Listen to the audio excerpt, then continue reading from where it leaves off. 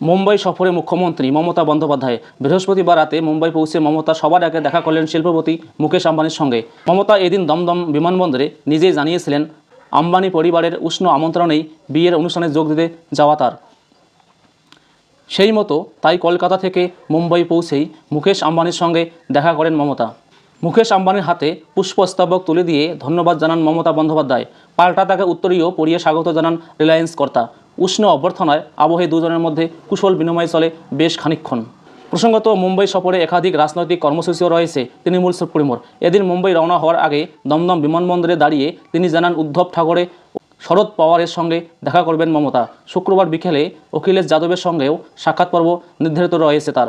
সূত্রের খবর, শুক্রবার বিকেল 4টে থেকে 5টার মধ্যে রাজনৈতিক নেতাদের সঙ্গে মমতা দেখা সাক্ষাৎ কথাবার্তা হবে তৃণমূল সুপ্রিমোর। এরপর সন্ধ্যাবেলা বিয়ের অনুষ্ঠানে যোগ দিয়ে শনিবার কলকাতায় ফিরে আসবেন মমতা।